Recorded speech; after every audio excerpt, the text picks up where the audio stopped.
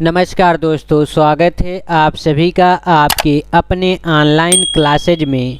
इस वीडियो में हम सब रीजनिंग के 15 महत्वपूर्ण क्वेश्चनों का अध्ययन करेंगे जो आपके सभी कॉम्पिटिटिव एग्ज़ाम के लिए मोस्ट इम्पॉर्टेंट क्वेश्चन है। वीडियो के लास्ट में आप सबके लिए क्वेश्चन दिया जाएगा जिसका आंसर आप सभी लोग कमेंट बॉक्स में बताएंगे।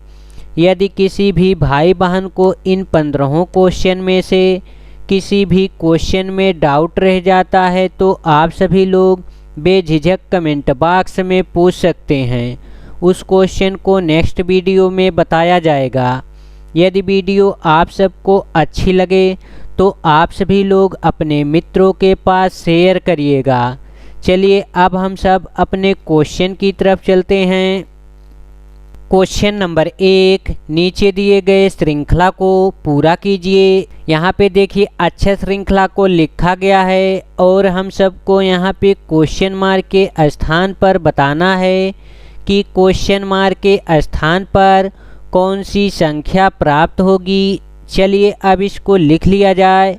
यहाँ पे लिखा हुआ है 1728, 864, 432, 216, क्वेश्चन मार्क के स्थान पर हम सबको ज्ञात करना है। चलिए अब इसको चेक किया जाए इसमें क्या किया गया है। यहाँ पे देखिए 1728 लिखा हुआ है, यहाँ पे 864 लिखा हुआ है और यहाँ पे 432 लिखा हुआ है। देखिए इसमें जो है 2 से भाग किया गया है। अगर इसमें 2 से भाग कर दिया जाए तो यहाँ पे हो जाएगा 2 अट्ठे 16 और 2 छक हो जाएगा 12, 2 चौका हो जाएगा 8। देखिए 864 यहाँ पे प्राप्त हो गया। यहाँ पे 2 से भाग किया गया है। अब इसमें भी हम सब 2 से भाग करेंगे। 2 से भाग करेंगे तो 2 चौका हो जाएगा 8, 2 तिया हो जाएगा 6, 2 दूना हो जाएगा 4। यहाँ पे भी देखिए 432 प्राप्त हो गया। अब हम सब इसमें भी 2 से भाग देंगे। यहाँ पे 2 का गुणा 2 बार करेंगे 4 हो जाएगा, 2 एकम 2 हो जाएगा और 2 छक्का हो जाएगा 12। यहाँ पे भी देखिए 216 प्राप्त हो गया। अब हम सब यहाँ पे भी 2 से भाग करेंगे, 2 एकम 2 और यहाँ पे हो जाएगा 0, 2 अट्ठे हो जाएगा 16। क्वेश्चन मार्क के स्थान पर 108 प्राप्त हो जाएगा। इसका राइट आंसर हो जाएगा ऑप्शन बी। चलिए अब हम सब नेक्स्ट क्वेश्चन की तरफ चलते हैं। क्वेश्चन नंबर 2, दिए गए प्रश्न का सही वेन आरेख बनाइए। यहाँ पे दिया गया है पीला, सब्जियाँ, लाल रुधिर, इन तीनों का वेन डायग्राम बनाना है।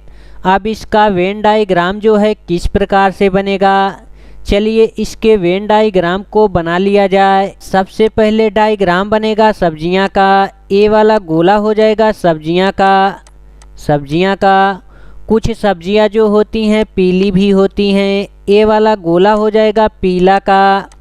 और यहाँ पे दिया गया है लाल रुधिर का गोला यहाँ पे हो जाएगा। ए वाला गोला हो जाएगा लाल रुधिर का जो गोला होगा सबसे अलग होगा क्योंकि सब्जी और पीला से इनका कोई भी संबंध नहीं है।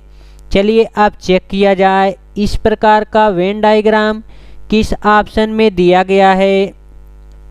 यहाँ पे देखिए ऑप्शन सी में इस प्रकार का वेन डायग्राम दिया गया है। ऑप्शन सी इसका राइट आंसर हो जाएगा। चलिए अब हम सब नेक्स्ट क्वेश्चन की तरफ चलते हैं। क्वेश्चन नंबर 3, दिए गए प्रश्न में संबंधित संख्या को चुनिए। यहाँ पे लिखा हुआ है B/16 समानुपात 16 क्वेश्चन मार्क। यहाँ पे क्वेश्चन मार्क के स्थान पर हम सबको बताना है कि क्वेश्चन मार्क के स्थान पर कौन सी संख्या प्राप्त होगी। चलिए अब इसको लिख लिया जाए। B/16 समानुपात D/, question mark. यहाँ पे क्वेश्चन मार्क के स्थान पर हम सबको ज्ञात करना है। अब यहाँ पे b बराबर 16 जो है किस प्रकार से लिखा गया है। यहाँ पे देखिए b जो है 2 नंबर पे है, b 2 नंबर पे है। अब 2 में ऐसा क्या किया जाए कि यहाँ पे 16 हो जाए। 2 का घात हम सब कर देंगे 4, तो यहाँ पे 16 प्राप्त हो जाएगा। यहाँ पे देखिए 2 गुणे 2 गुणे 2 गुणे 2, 2 दूना हो जाएगा 4, 4 दूना हो जाएगा 8, 8 दूना हो जाएगा 16। देखिए यहाँ पे b बराबर 16 प्राप्त हो गया। अब इसी प्रकार से हम सब दूसरे वाले को चेक करेंगे। यहाँ पे देखिए d जो है 4 नंबर पे आता है। यहाँ पे हम सब लिखेंगे 4 की घात 4। अब यहाँ पे हो जाएगा 4 गुणे 4 गुणे 4 गुणे 4, 4 गुणे 4 करेंगे 16 हो जाएगा। 16 गुणे 4 करेंगे 64 हो जाएगा। अब यहाँ पे करेंगे 64 गुणे 4, 4 गुणे 4 करेंगे यहाँ पे हो जाएगा 16, 16 का हो गया 6, हासिल बचा 1। 4 गुणे 6 करेंगे 24 हो जाएगा, 24 और 1 हो जाएगा 25। यहाँ पे 4 की घात 4 बराबर हो जाएगा 256। क्वेश्चन मार्क के स्थान पर 256 प्राप्त होगा। इसका राइट आंसर हो जाएगा ऑप्शन सी। चलिए अब हम सब नेक्स्ट क्वेश्चन की तरफ चलते हैं। क्वेश्चन नंबर 4, निम्नलिखित प्रश्न में दिए गए विकल्पों में से संबंधित शब्द को चुनिए। यहाँ पे देखिए शब्द दिया गया है पत्तियाँ अनुपात सरसराहट, समा अनुपात, क्वेश्चन मार्क अनुपात क्वेश्चन मार्क। जिस प्रकार से पत्तियों का संबंध सरसराहट से दिया गया है, उसी प्रकार से यहाँ पे क्वेश्चन मार्क के स्थान पर इन चारों ऑप्शनों में से कौन से शब्द को लिखा जाएगा। चलिए अब ऑप्शन ए में चेक करते हैं। ऑप्शन ए में लिखा हुआ है वर्षा अनुपात झंझनाहट। ऑप्शन बी में लिखा हुआ है टायर अनुपात झंझनाहट। ऑप्शन सी में लिखा हुआ है बादल अनुपात गड़गड़ाहट। ऑप्शन डी में लिखा है बर्फ अनुपात बूंदाबांदी। देखिए जिस प्रकार से पत्तियों से सरसराहट की आवाज़ निकलती है, उसी प्रकार से बादल से गड़गड़ाहट की आवाज़ निकलेगी। इसका राइट आंसर हो जाएगा ऑप्शन सी। चलिए अब हम सब नेक्स्ट क्वेश्चन की तरफ चलेंगे। क्वेश्चन नंबर 5, लुप्त संख्या ज्ञात कीजिए। यहाँ पे देखिए 3 आकृतियाँ दी गई हैं और इन तीनों आकृतियों में अक्षरों को लिखा गया है। यहाँ पे देखिए तीसरे वाले आकृति में क्वेश्चन मार्क के स्थान पर हम सबको बताना है कि यहाँ पे क्वेश्चन मार्क के स्थान पर कौन सी संख्या प्राप्त होगी। चलिए अब पहले वाले आकृति को चेक किया जाए। इसमें क्या किया गया है, यहाँ पे 1 लिखा हुआ है, यहाँ पे 4 लिखा हुआ है, यहाँ पे 7 लिखा हुआ है, यहाँ पे 10 लिखा गया है।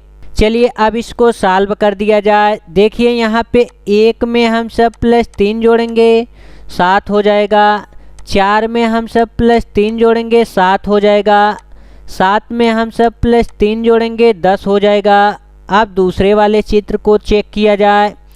यहाँ पे देखिए 5 दिया गया है, 8 दिया गया है, 11 दिया गया है और 14 दिया गया है। यहाँ पे हम सब +3 जोड़ेंगे 8 हो जाएगा। 8 में हम सब +3 जोड़ेंगे 11 हो जाएगा। 11 में हम सब +3 जोड़ेंगे 14 हो जाएगा। अब इसी प्रकार से हम सब तीसरे वाले आकृति को सॉल्व करेंगे।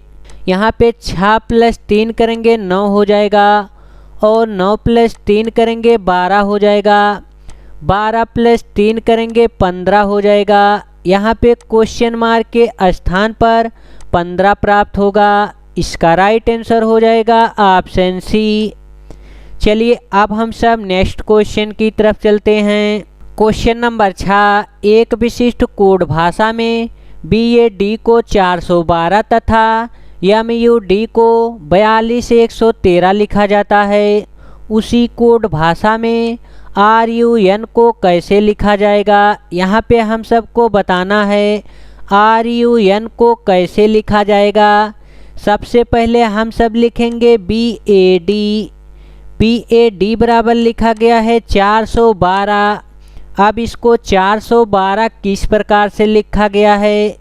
बी है 2 नंबर पे, ए है 1 नंबर पे, डी है 4 नंबर पे। देखिए इन्हीं के नंबरों को लिखा गया है। सबसे पहले लिखा गया है डी के नंबर को, इसके बाद लिखा गया है ए के नंबर को, इसके बाद लिखा गया है बी के नंबर को। अब दूसरे वाले को चेक किया जाए। यहाँ पे लिखा हुआ है MUD बराबर लिखा हुआ है 42 113। यम है 13 नंबर पे, यू है 21 नंबर पे, डी है 4 नंबर पे। यहाँ पे देखिए सबसे पहले डी को लिखा गया, डी के बाद यहाँ पे यू को लिखा गया, यू के बाद यहाँ पे यम को लिखा गया। अब इसी प्रकार से हम सब लिखेंगे रन, RUN। आर है 18 नंबर पे, यू है 21 नंबर पे, एन है 14 नंबर पे। सबसे पहले हम सब लिखेंगे एन है 14 नंबर पे, यहाँ पे 14 लिखेंगे। इसके बाद लिखेंगे यू है 21 नंबर पे 21 लिखेंगे। आर है 18 नंबर पे, अब हम सब लिखेंगे 18। रन को लिखा जाएगा 14 21 18, 14 21 18 जो है ऑप्शन ए में दिया गया है। ऑप्शन ए इसका राइट आंसर हो जाएगा। चलिए अब हम सब नेक्स्ट क्वेश्चन की तरफ चलते हैं। क्वेश्चन नंबर 7, दी गई आकृति में कितने त्रिभुज हैं? यहाँ पे देखिए आकृति दी गई है और इस आकृति में हम सबको बताना है कि इस आकृति में कुल कितने त्रिभुज हैं। देखिए जब कभी भी आपके आकृति में वर्ग या आयत दिया हो तो सबसे पहले आप सभी लोग इन त्रिभुजों को गिन लेंगे। 1 2 3 4 5 6। यहाँ पे देखिए 6 त्रिभुज दिखाई दे रहे हैं।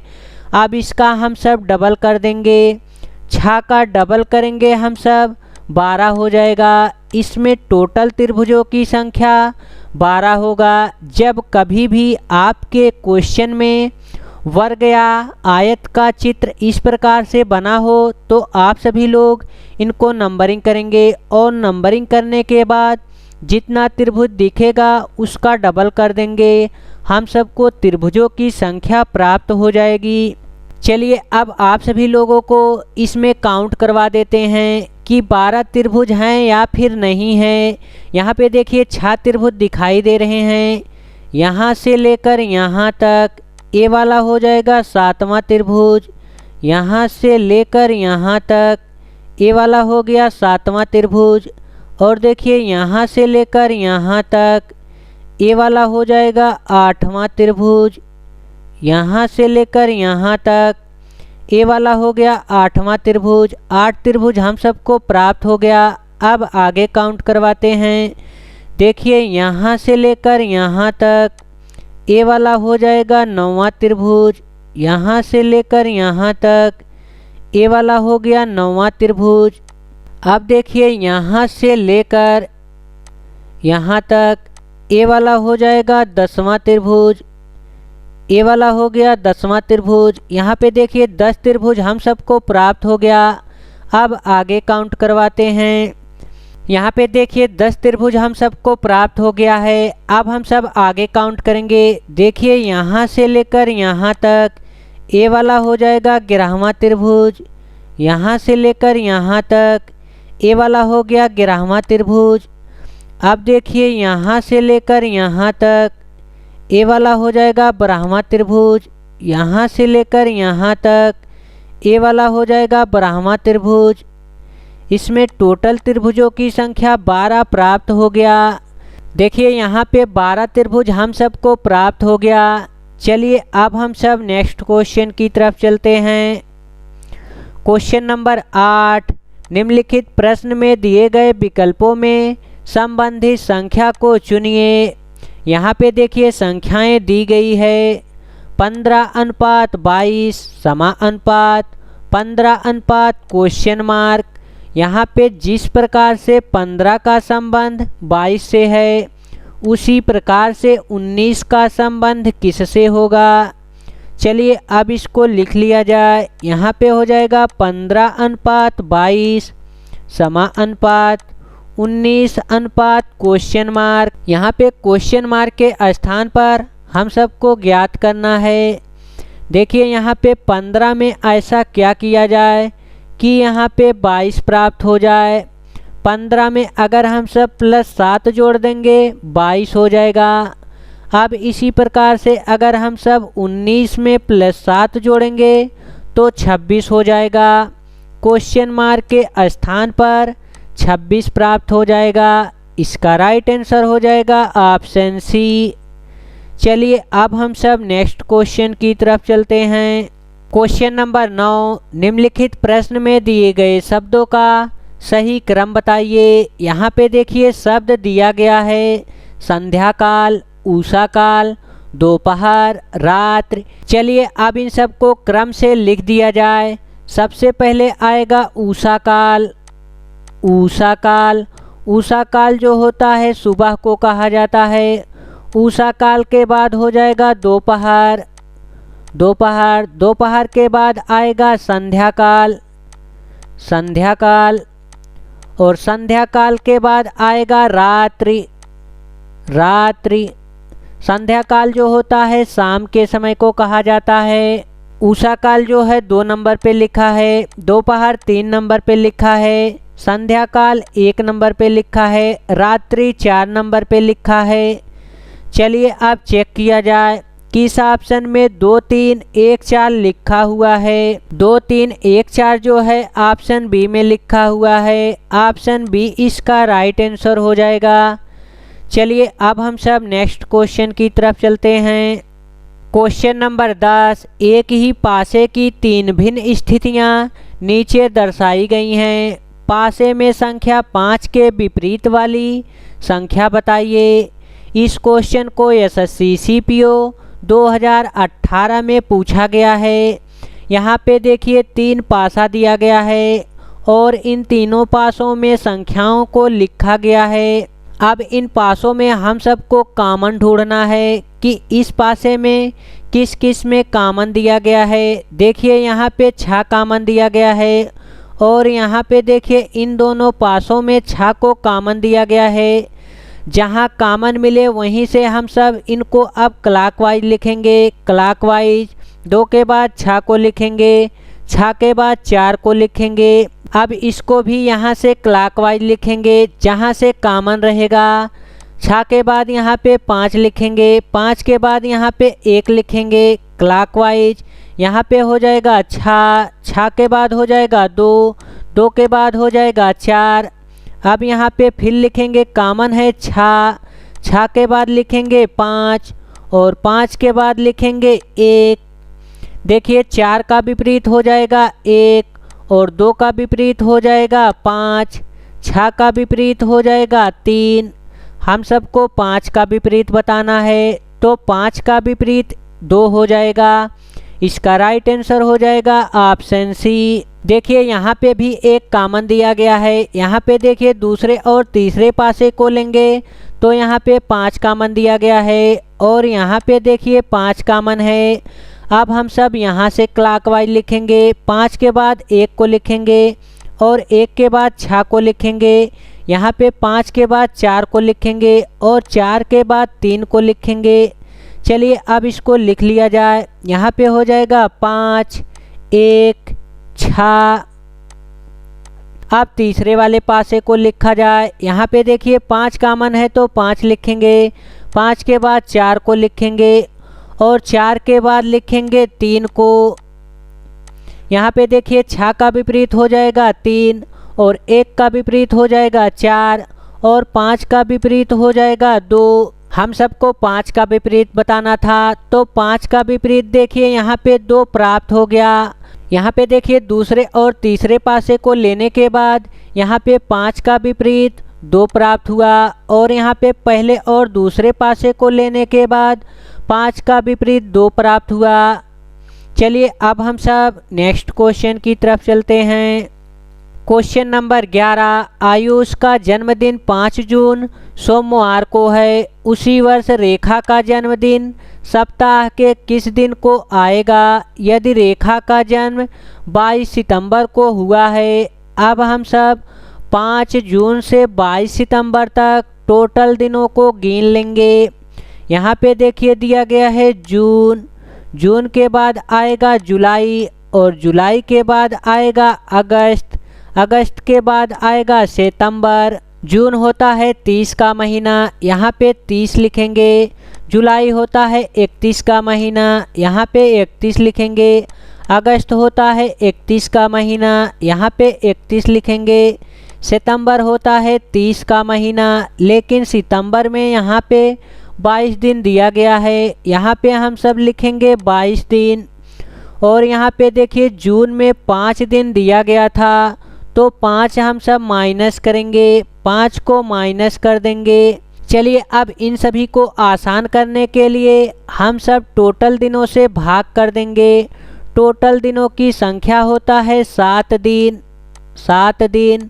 अगर 7 से हम सब 30 में भाग देंगे 4 बार जाएगा, और अतिरिक्त दिन बचेगा 2, यहाँ पे हो गया 2 अतिरिक्त दिन।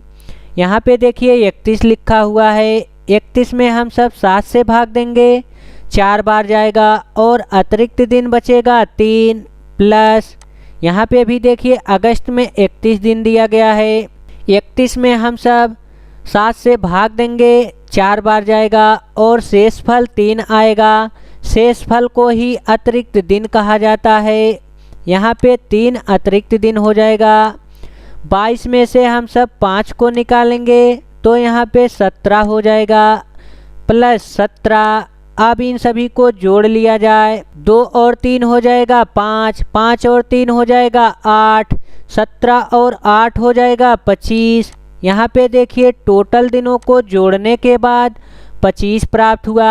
अब हम सब 25 में 7 से भाग देंगे, 7 से भाग देंगे तो 3 बार जाएगा, 7 त्रिक हो जाएगा 21, और यहाँ पे अतिरिक्त दिन बचेगा 4। अब हम सब यहाँ पे सोमवार में 4 दिन जोड़ देंगे, सोमवार में 4 दिन जोड़ा जाए। सोमवार के बाद हो जाएगा मंगलवार, मंगलवार के बाद हो जाएगा बुधवार, बुधवार के बाद हो जाएगा बृहस्पतिवार, बृहस्पतिवार के बाद हो जाएगा शुक्रवार।